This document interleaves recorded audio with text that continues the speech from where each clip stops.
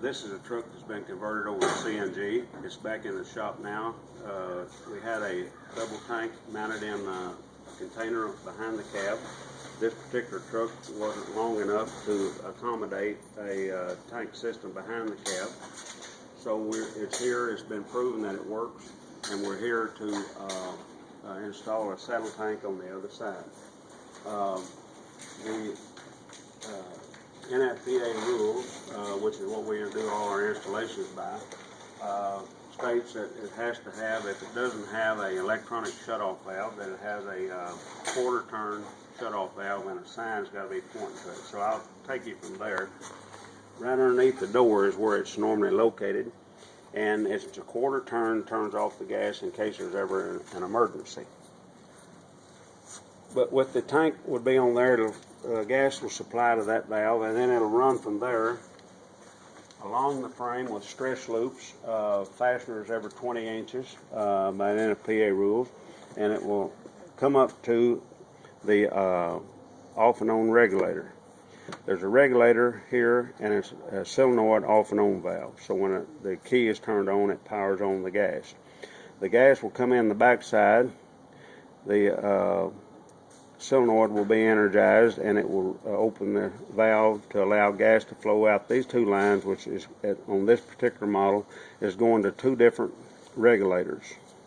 The regulators then allow the gas to go through which is coming out of the tank at as high as 3,600 psi down to what is 2 bars, which is be about 29 pounds of psi pressure, that will go through these lines up to your injectors on the top. Those injectors are electronically controlled and open and close in conjunction with the RPMs and the TPS, which is a throttle positioner sensor, your throttle foot feed in the truck. And that regulates the amount of natural gas that goes through, and the motor operates. And some of our tests, we're seeing that a lot of times we're running 25% diesel and 75% CNG, which is a huge savings.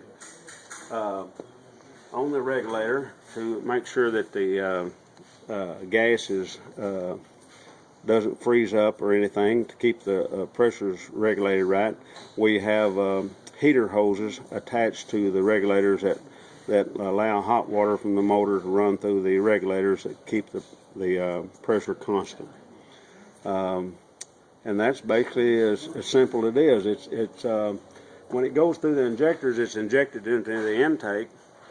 The air is mixed, and when the air is sucked into the motor and compressed, it is already enriched with natural gas, and then the normal diesel injector that causes the explosion still causes the explosion, but it's enhanced. Some of the drivers that we have talked to that are driving these test trucks that we have, one of the biggest comments was that they seem to have more power. They're able to get in and out of traffic easier. The other big thing that one of them particularly noted was that now he hears wind whistling that he never heard before, and the reason he's able to do that is the motor is so quiet he can't even tell that the motor is running. So that's taking a lot of vibrations out of the motor. We expect that's going to extend the motor life and all the other components attached to it a lot longer than what they are. Inside, to switch it from natural gas to diesel, there's a switch right up here. I mean natural gas to diesel and CNG, because you'll always have diesel going, but you'll have, in addition to your diesel, you'll have the CNG. There's a switch here that's got lights on the top that tells you how much fuel is in your tanks, and you just switch that switch off and on to energize your solenoid valve that allows it to go to natural gas.